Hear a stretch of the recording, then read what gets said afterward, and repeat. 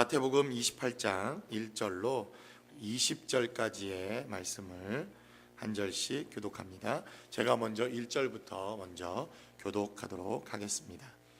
안식일이 다 지나고 안식 후 첫날이 되려는 새벽에 막달라 마리아와 다른 마리아가 무덤을 보려고 갔더니 큰 지진이 나며 주의 천사가 하늘로부터 내려와 돌을 굴려내고 그 위에 앉았는데 그 형상이 번개 같고 그 옷은 눈같이 희건을 지키던 자들이 그를 무서워하여 떨며 죽은 사람과 같이 되었더라. 천사가 여자들에게 말하여 이르되 너희는 무서워하지 말라. 십자가에 못 박히신 예수를 너희가 찾는 줄을 내가 아노라. 그가 여기 계시지 않고 그가 말씀하시던 대로 살아나셨느니라. 와서 그가 누우셨던 곳을 보라. 또 빨리 가서 그의 제자들에게 이르되 그가 죽은 자 가운데서 살아나셨고 너희보다 먼저 갈릴리로 가시나니 거기서 너희가 배우리라 하라. 보라 내가 너희에게 일렀느니라 하거늘. 그 여자들이 무서움과 큰 기쁨으로 빨리 무덤을 떠나 제자들에게 알리려고 다름질할세. 예수께서 그들을 만나 이르시되 평안하냐 하시거늘 여자들이 나아가 그 발을 붙잡고 경배하니 이에 예수께서 이르시되 무서워하지 말라. 가서 내 형제들에게 갈릴리로 가라 하라. 거기서 나를 보리라 하시니라. 여자들이 갈 때 경비병 중 몇이 성에 들어가 모든 된 일을 대제사장들에게 알리니 그들이 장로들과 함께 모여 의논하고 군인들에게 돈을 많이 주며 이르되 너희는 말하기를 그의 제자들이 밤에 와서 우리가 잘 때에 그를 도둑질하여 갔다 하라. 만일 이 말이 총독에게 들리면 우리가 권하여 너희로 근심하지 않게 하리라 하니 군인들이 돈을 받고 가르친 대로 하였으니 이 말이 오늘날까지 유대인 가운데 두루 퍼지니라. 11 제자가 갈릴리에 가서 예수께서 지시하신 산에 이르러 예수를 배웁고 경배하나 아직도 의심하는 사람들이 있더라. 예수께서 나와 말씀하여 이르시되 하늘과 땅의 모든 권세를 내게 주셨으니 그러므로 너희는 가서 모든 민족을 제자로 삼아 아버지와 아들과 성령의 이름으로 침례를 베풀고 내가 너희에게 분부한 모든 것을 가르쳐 지키게 하라. 볼지어다 내가 세상 끝날까지 너희와 항상 함께 있으리라 하시니라. 아멘. 우리는 그래도 꽤 긴 본문이라고 생각되어지는 마태복음 28장 1절로부터 20절까지 말씀을 우리가 한 절씩 말씀을 또 교독했습니다. 그런데 이 마태복음 28장에 기록되어져 있는 이 주님의 부활과 그리고 부활의 소망에 대한 메시지가 사실 한 장 전체를 우리가 본문으로 채택하면 그래도 짧지 않은 그러한 메시지라고 생각되어집니다. 그런데 매년 돌아오는 부활절 그리고 매년 돌아오는 절기가 되어지면 사실 상당히 곤란함을 느끼는 그러한 시간들이기도 합니다. 사실 주님의 죽으심과 주님의 부활 이것은 우리 기독교라고 하는 우리의 신앙에 있어서 가장 복된 소식일 뿐만 아니라 그리고 우리가 믿어야 할 그리고 우리가 깨달아야 할 하나님의 메시지 가운데서도 가장 중심이 되고 가장 핵심이 되는 그러한 신앙의 본질이라고 생각되어집니다. 무엇보다도 중요한 메시지이고 무엇보다도 우리의 신앙에 있어서 절대적인 믿음을 가져야 하는 이 부활에 대한 메시지임에도 불구하고 사실 사복음서 이 네 가지 복음서에 기록되어져 있는 부활의 메시지를 여러분들이 살펴보면 우리가 그렇게 중요하다, 너무나도 중요한 메시지다, 이 부활에 대한 소망이 없이는 그 어떠한 소망도 가질 수 없다고 강조하는 것에 비해서 사실 부활의 메시지는 너무나도 빈약해 보일 정도로 그 메시지가 사실 한정되어 있는 것을 보게 됩니다. 마태복음도 무려 28장까지 기록되어져 있는 적지 않은 짧지 않은 그런 메시지임에도 불구하고 사실 주님의 부활에 대한 메시지는 딸랑 한 장, 그것도 28장의 전반부까지만 하더라도 뭐 주님의 부활을 도둑질해 갔다느니 뭐 매수를 해서 그것이 거짓으로 부활이 일어났다고 하는 이러한 말도 안 되는 메시지들이 몇 가지 기록된 것을 또 재해놓고 보면 사실 부활에 대한 메시지가 우리가 강조하는 것만큼, 그리고 우리가 부활이 너무나도 중요하다고 이렇게 메시지를 전하는 것에 비해서 사실은 매우 턱없이 부족해 보이는 메시지가 사실 복음서에 기록되어져 있습니다.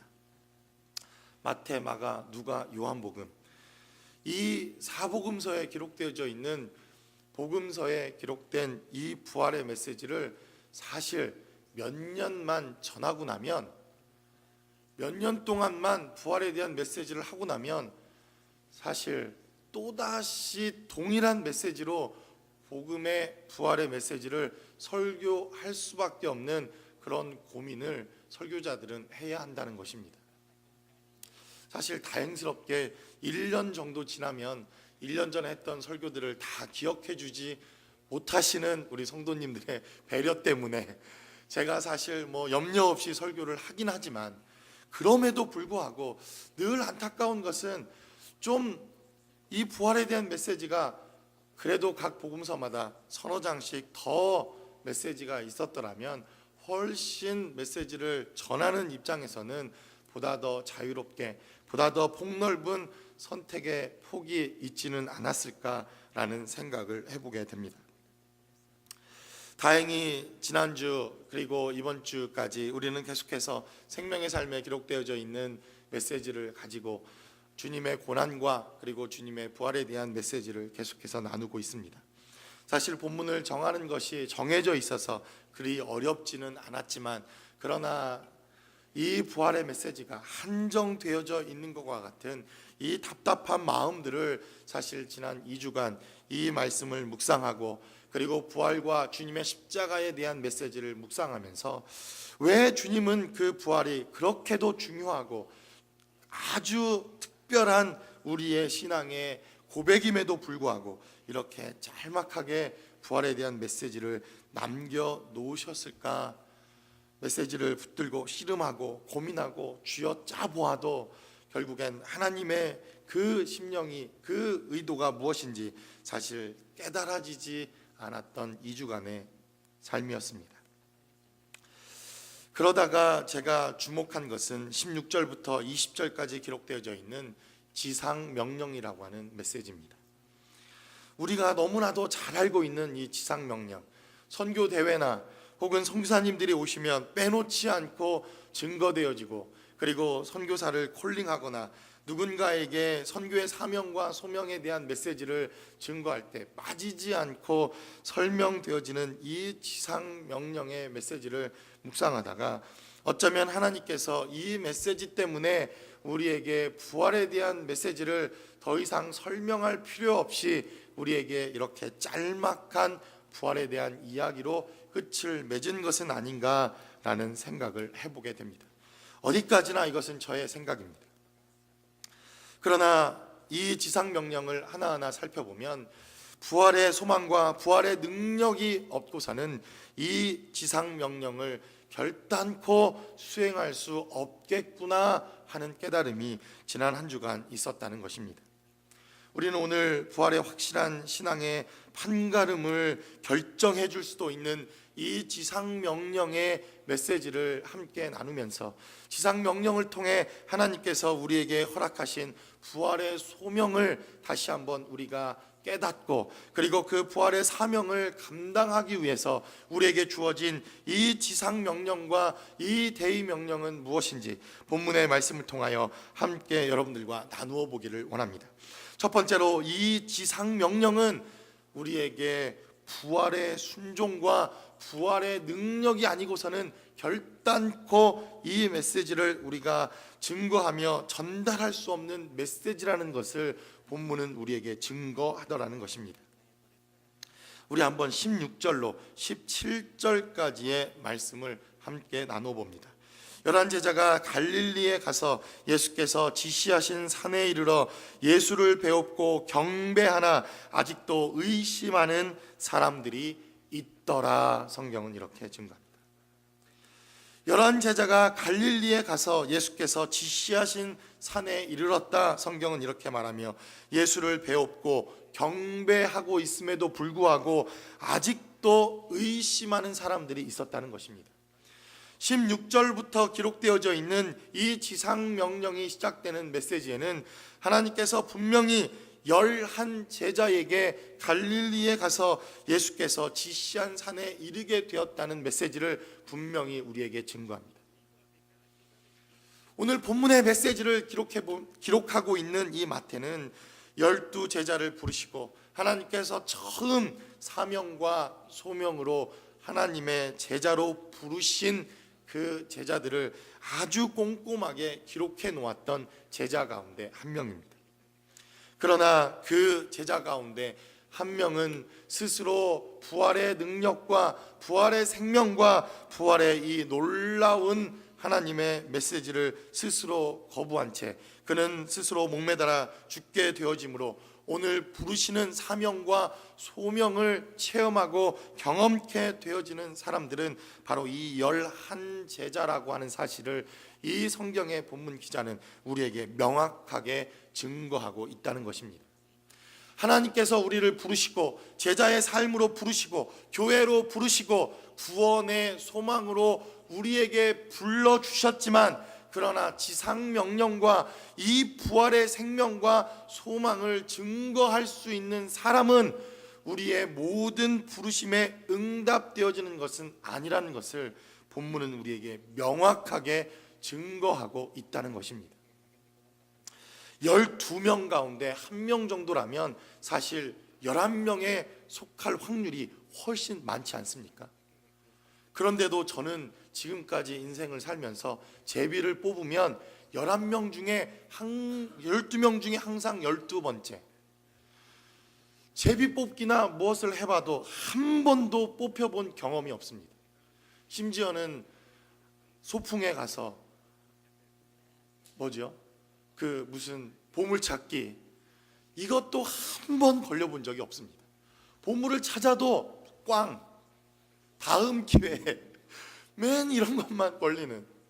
사실 확률적으로 볼 때 12명 중에 1명보다 12명 중에 11명에 걸릴 확률이 사실 훨씬 많기 때문에 저와 여러분들은 안심할 수 있을지도 모르겠습니다. 그러나 우리의 삶의 자리에서 오늘 본문은 우리에게 명확하게 증거합니다. 이 부활의 소명과 부활의 사명과 부활 이후에 주어지는 하나님의 지상명령과 대의명령은 하나님께서 교회로 부르시고 하나님께서 제자로 부르시고 하나님의 백성으로 부르셨지만 그러나 모든 사람들이 그 지상명령을 수행하는 사명과 소명의 자리까지 나아올 수 있는 것은 아니라는 것을 우리에게 분명히 증거하고 있다는 것입니다. 사실 이 확률이라는 것이 얼마나 무섭고 그리고 얼마나 우리를 속이는 것인지 모릅니다. 여러분 12명 가운데 1명에 들어가는 것 이거는 사실 확률적으로 우리가 속하지 않을 확률이 훨씬 더 많습니다. 그런데 여러분 바꾸어 생각해 보면 지금 주님이 부활하시고 승천하신 이후 우리는 2000년이라고 하는 이 시간에 엄청난 시간과 세월을 보내왔습니다. 그동안 주님을 영접하고 그리고 그리스도의 은혜와 생명 가운데 하나님을 영접한 사람들은 정말 기하급수적으로 늘어서 아마 수억 명, 수십억 명에 해당될 것이라고 생각되어집니다. 아니 수백만 명 중에 해당되어질지도 모르겠습니다. 그리고 주님이 언제 오실지 모르기에 앞으로도 주님을 믿는 사람들, 주님을 의지하는 사람들, 그리고 주님으로 말미암아 이 복음의 능력을 깨닫고 하나님을 우리의 구주로 고백하는 수백만의 사람들이 아니 수천만 명의 사람들이 앞으로 더 그리스도의 복음을 받아들이게 될 것입니다. 여러분 그 가운데 12분의 1 그 숫자는 하나라고 하는 숫자가 아닐 수도 있다는 것입니다. 무슨 말인지 이해가 되십니까?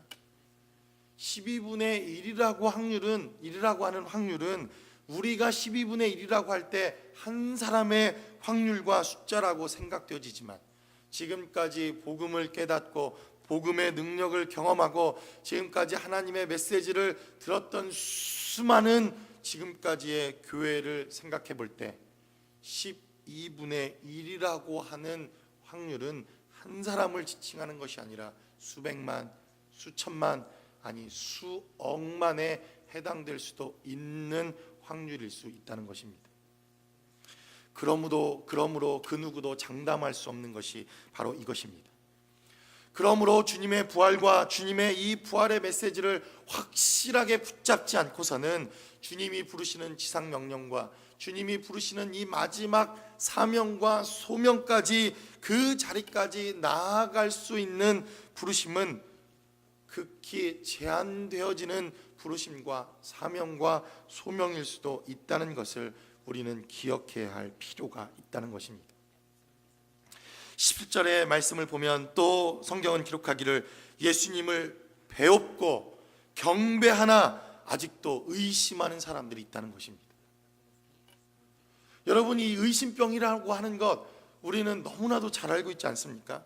제가 언젠가 아마 여러분들에게 예화로 그런 이야기를 말씀을 드린 적이 있는 것 같은데, 아마 여러분들도 잘 아실 것입니다. 아마 이 동네 출신 타블로라고 하는 그 연예인, 그가 분명히 학교를 졸업하고 그리고 좋은 명문대학을 졸업하고 학교에서 그가 졸업을 했다는 것을 분명히 검증받고 졸업장을 제출했음에도 불구하고 여전히 의심하고 믿지 않고 거짓말로 사람을 해치고 해하고, 정말 이 의심병이라고 하는 것, 이것은 정말 보고도 끝이 없는 그러한 우리의 잘못된 삶의 영적인 모습이라는 것들을 보게 되어진다는 것입니다. 17절의 말씀을 보면 예수를 배웠고 경배하나 아직도 의심하는 사람들이 있었다는 것입니다.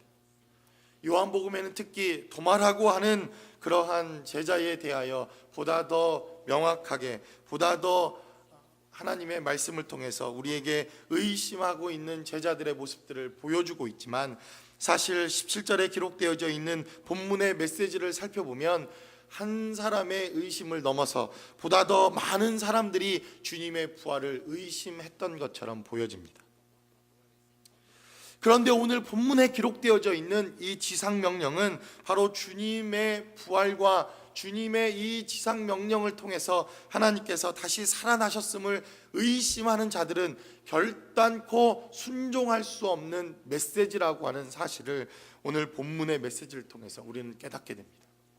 어떻게 주님의 죽으심과 부활하심을 믿지 못하는데 오늘 기록되어져 있는 이 지상명령을 증거하며 선포하며 이 메시지를 들고 세상 땅끝까지 갈 수가 있겠습니까?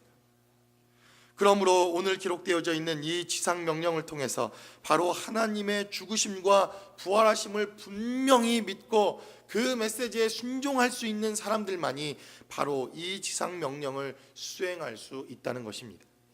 두 번째로 본문은 우리에게 증거하기를 이 지상명령, 이 대의명령은 우리에게 부활의 범위가 어디까지인지, 그리고 이 부활의 메시지를 어디까지 우리가 증거하는 것이 마땅한 것인가를 우리에게 보여주고 있다는 것입니다. 18절부터 20절까지는 우리가 잘 아는 것처럼, 그리고 여러분들이 또 1대1을 할 때마다 늘 이 메시지를 암송하고 또 나누는 것처럼 지상명령 혹은 대의명령이라고 하는 성경에 있어서 주님이 우리에게 주신, 교회에게 주신 가장 중요하고 가장 커다란 명령 가운데 하나입니다. 성경은 기록하기를 예수께서 나와 말씀하여 이르시되 하늘과 땅의 모든 권세를 내게 주셨으니 그러므로 너희는 가서 모든 민족을 제자로 삼아 아버지와 아들과 성령의 이름으로 침례를 베풀고 내가 너희에게 분부한 모든 것을 가르쳐 지키게 하라. 볼지어다 세상 끝날까지 너희와 항상 함께 있으리라 하시니라 라고 성경은 말씀합니다. 여러분, 18절과 19절로 20절까지 본문에 기록되어져 있는 가장 중요한 단어 하나가 기록되어져 있습니다. 제가 여러분들에게 늘 설교하면서 여러분들에게 말씀드린 것이 있습니다. 반복되는 단어, 반복해서 강조하는 단어가 바로 그 본문에 있어서 대단히 중요한 단어라고 여러분들에게 말씀을 드렸습니다. 오늘 성경에 기록되어져 있는 18절로 19절로 20절까지 가장 중요한 단어가 있다면 모든이라고 하는 단어입니다. 내가 너희에게 모든 하늘의 권세를 주셨다는 것입니다. 그리고 너희는 모든 민족으로 제자를 삼으라는 것입니다. 그리고 내가 너희에게 분부한 모든 것을 가르치고 지키게 하라 하나님께서 우리에게 말씀하십니다. 여러분, 땅끝까지 나가 제자를 삼고 하나님의 말씀을 증거하고 성령의 이름으로 침례를 베풀고 모든 것을 가르쳐 하나님의 말씀을 증거하는 데 있어서 가장 중요한 것은 모든 것을 가르치고 모든 것을 지키게 하고 모든 것을 증거하라는 것입니다. 그러므로 이 모든이라고 하는 이 메시지에는 주님의 죽으심뿐만 아니라 그들이 지금 주님을 만나 바라보며 부활하신 하나님의 모든 행적과 삶의 메시지들을 증거하라고 하는 하나님의 메시지가 바로 이 가운데 기록되어져 있다는 것입니다. 우리가 잘 아는 것처럼 17절에 기록된 대로 아직 의심하는 제자가 있었습니다. 특별히 더 많은 의심이 있었던 제자가 있었던 것 같습니다. 우리가 잘 아는 것처럼 그 이름 앞에 의심 많은 제자 도마. 아마 도마도 이렇게 이름이 붙여질 것을 알았더라면 그도 이런 의심을 하지 않았을까라는 생각을 해봅니다. 어쩌면 가장 억울한 그러한 제자 가운데 하나가 도마라고 하는 제자가 아닐까라는 생각을 해보게 됩니다. 그는 주님의 손, 주님의 발, 주님의 창자국, 주님이 채찍으로 맞은 것을 확인하지 않고서는 나는 주님의 부활을 믿지 못하겠다. 그는 그렇게 제자들에게 말합니다. 어쩌면 여러분 당연한 것 아니겠습니까? 저희 동네에도 예전에 죽었다가 살아난 사람이 있었습니다. 정말로 죽었다가 살아난 사람이 있었습니다. 그런데 그때만 해도 어떻게 죽은 사람이 살아나냐고. 그런데 병원에서 사망 진단을 이미 끝내놨는데도 나중에 보니까 집안에 버젓이 돌아다니고 나중에 마주쳤습니다. 그분을. 얼마나 동네에서 잔치를 하고 정말 놀랐는지 아십니까? 분명히 사망 선고가 떨어졌고 사망했다고 이미 장례를 준비하고 있었는데 살아난 사람을 보았습니다. 보고도 믿겨지지 않는 게 죽은 사람이 살아났다고 하는 이야기라는 것을 저는 너무나도 잘 압니다. 그런데 여러분, 당연한 것 아닙니까? 그렇게 십자가에서 처절하게 못 박혀 완전히 물과 피를 쏟아냈음에도 불구하고 살아난다는 것, 정말 눈으로 보지 않고서는 믿겨지기 힘든 일 가운데 하나입니다. 그랬던 도마가 주님의 손과 발, 주님의 채찍, 그리고 그분의 창자국을 직접 확인하지 않고서는 내가 믿지 못하겠노라. 그런 주님 앞에 오늘 성경은 기록하기를 이 지상 명령과 함께 하나님의 메시지와 그리고 하나님의 대의 명령을 제자들에게 주십니다. 그리고 의심 많았던 도마라고 하는 그 제자도 이 현장에서 하나님이 주시는 이 지상 명령과 대의 명령을 듣고 그는 땅끝, 정말 땅끝까지 하나님의 메시지를 증거합니다. 그래서 여러분들이 인도에 가보시면 이 도마의 교회가 아직도 존재합니다. 도마가 아마도 이 인도까지 와서 복음을 증거하고 이 인도 북부까지 그는 하나님의 복음을 증거하기 위해서 끝까지 복음을 증거하기 위해 인도라고 하는 이 지역까지 그가 걸어서 그 시대에 정말 그 먼 거리까지 복음을 증거했던 것 같습니다. 그래서 수억의 힌두교인들로 가득해 있는 그 인도에는 아직도 이 토마스 처치, 이 도마 교회가 그곳에 존재하는 것을 보게 됩니다. 그곳에서 복음을 전하다가 도마는 죽은 것으로 그렇게 초대교회사에 기록되어져 있는 것을 보게 됩니다. 그런데 초대교회에 그의 행적을 기록해 놓은 몇몇 기록들을 살펴보면 이 도마는 가는 곳곳마다 다른 메시지보다 이 메시지를 전했다고 합니다. 예수 부활하셨다. 예수께서 부활하셨다. 예수께서 죽으시고 살아나셨다. 이 도마는 끊임없이 다른 메시지보다 이 메시지를 증거했다고 합니다. 어떤 제자가 이 도마에게 또 다른 메시지는 없습니까? 이렇게 물었더니 복음에 있어서 주님의 죽으심과 부활하심, 그리고 예수께서 다시 살아나셨다고 하는 이 복음 외에 그 어떠한 메시지도 전할 것이 없다. 그는 그렇게 메시지를 남기고 그의 생을 마감했다고 하는 그러한 이야기가 초대 교회사에 증거되어집니다. 이렇듯 주님께서 우리에게 증거하라고 분부하신 메시지 가운데는 바로 주님의 죽으심뿐만 아니라 부활하신 하나님의 메시지, 부활하셔서 여전히 우리와 함께 하시는 하나님의 메시지가 바로 이 대의 명령 가운데 기록되어져 있다는 것입니다. 마지막으로 이 지상 명령은 다시 한번 부활의 정의에 대해서 우리에게 증거하고 있는 대단히 중요한 메시지가 기록되어져 있습니다. 20절에 기록되어져 있는 메시지를 우리가 살펴보면, 내가 너희에게 분부한 모든 것을 가르쳐 지키게 하라. 볼지어다 내가 세상 끝날까지 너희와 항상 함께 있으리라 라고 성경은 기록합니다. 여러분, 부활 그러면 단순히 죽었다가 살아난 것, 우리는 간단하게 말하면 이렇게 이야기할 수 있습니다. 그러나 오늘 마태복음 20장에 기록되어져 있는 이 지상명령을, 지상명령의 메시지로 부활을 우리가 다시 한번 정의하고, 이 주신 메시지를 통해서 부활을 다시 한번 우리가 정의를 해보면, 세상 끝날 때까지 우리와 함께 하시는 것, 이것을 주님의 부활이라고 우리는 말할 수 있을 것입니다.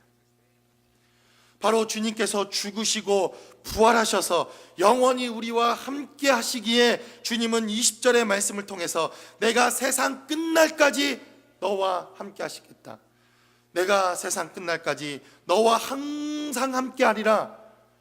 이것이 다른 말로 하면 주님께서 부활하셨다고 하는 메시지요, 주님께서 부활하셨다고 하는 하나님의 메시지임을 우리가 정의할 수 있을 것이라고 생각되어집니다. 그래서 부활은 우리가 주님이 죽으시고 단순하게 말하면 살아나셔서 다시 오실 것이라고 하는 하나님의 약속이며, 그리고 다시 오실 것에 대한 하나님의 소망에 대한 메시지입니다. 그러나 지상명령을 통해서 주님은 우리에게 말씀하십니다. 그분이 죽으시고 부활하셨기에 우리와 항상 함께 하신다는 것입니다. 세상 끝날까지, 세상 끝나는 그날까지 부활하신 바로 그분이 우리와 항상 함께 하시겠다고 하는 이 약속의 메시지를 우리에게 주셨다는 것입니다. 그래서 부활은 오히려 보다 더 실제적이고, 그리고 부활을 믿는 자들에게는 보다 더 분명하고 확실한 메시지가 있기에 오히려 더 많은 이 기록된 메시지가 필요 없는지도 모르겠다고 하는 생각들을 해봅니다. 사실 주저리 이렇다 저렇다 이러쿵저러쿵 설명하고 변명하는 것은 오히려 확신이 없어 보일 때가 훨씬 많지 않습니까? 사실 저도 자신 없는 것, 확신이 없는 것에 대해서는 여러 가지 자료들, 그리고 여러 가지 증거들, 보다 더 설명을 해서라도 어떻게든 설명해 보려고 노력하는 그러한 일들이 훨씬 더 많다는 것을 봅니다. 그런데 여러분, 확실한 일은 부연 설명이 필요 없습니다. 그렇지 않습니까? 너무나도 확실한 것은 더 이상 설명이 필요 없습니다. 사실 인생을 살다 보니까 사실 저도 확신이 없는 것, 그리고 누군가를 그 확신 가운데 인도해야 하는 그러한 일들이 있을 때마다 사실 훨씬 더 많은 부연 설명이 필요할 때가 많다는 것을 봅니다. 이것은 이렇고 저것은 저렇고, 무엇인가 좀 더 설득력 있는 그러한 설득력을 가지고 설득해 보려고 하는 일들을 우리는 하게 됩니다. 그래서 여러분, 사기꾼들이 얼마나 우리를 설득력 있게 많은 증거들을 가지고 설득하는지 아십니까? 그런 사람들은 조심해야 합니다. 그런데 정말 우리가 너무나도 확실한 것은 너무나도 심플합니다. 너무나도 확실합니다. 너무나도 분명합니다. 부연 설명이 필요 없고 더 이상의 설명이 필요 없다는 것을 우리는 삶을 통해서 사실 경험하기도 합니다. 어쩌면 그래서 주님은 그 부활하신 너무나도 분명하고 확실한 삶의 증거와 메시지가 있었기에 너무나도 분명한 하나님의 메시지, 짤막한 이 지상 명령을 마지막으로 더 이상 부활에 대한 메시지와 부활에 대한 설명이 필요가 없었는지도 모른다는 생각을 해보게 됩니다.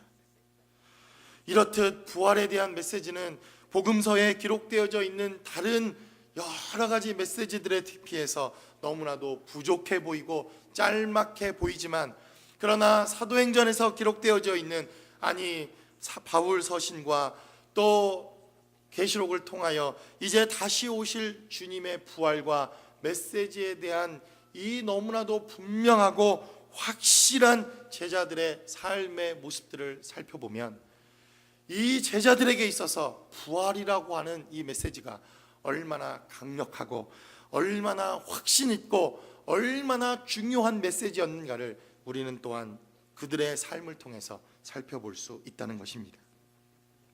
말씀의 결론을 맺습니다.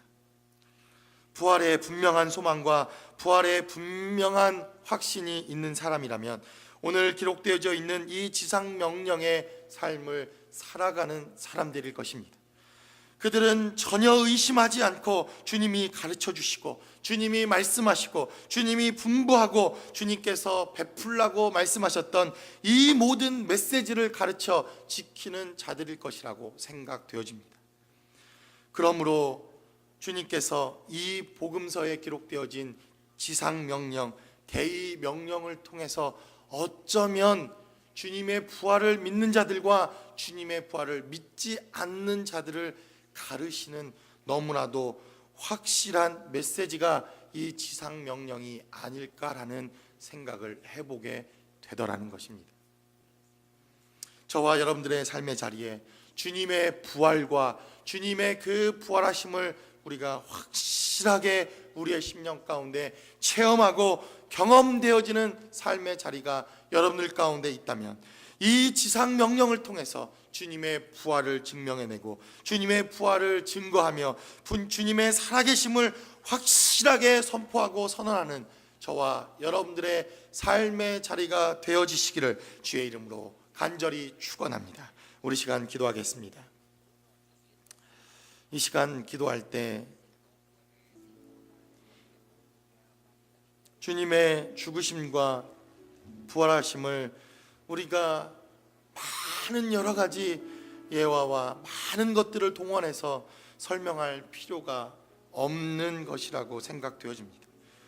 너무나도 확실한 것이기에 어떻게 죽었다 살아나는 것을 우리의 설명과 우리의 여러 가지 설득으로 설득하는 것이 가능하다고 생각되어지십니까?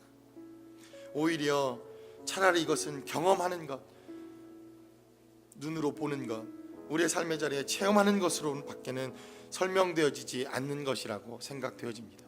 우리 시간 기도할 때 주님, 이 부활을 목격했던 제자들이 정말 주님 부활하셨다고 하는 이 소망의 메시지 하나만을 붙들고 땅 끝까지 나아가 그 부활을 증거하는 것으로 부활의 증인되었던 것처럼, 우리도 이 부활의 소망 가운데, 이 부활의 날, 이 부활의 능력 가운데 있는 우리의 삶의 자리에서 이 지상 명령을 통하여 주님의 증인된 삶을 살고 있는지 우리의 삶을 돌아볼 수 있게 해달라고 이 시간 다 같이 한 목소리로 기도하겠습니다.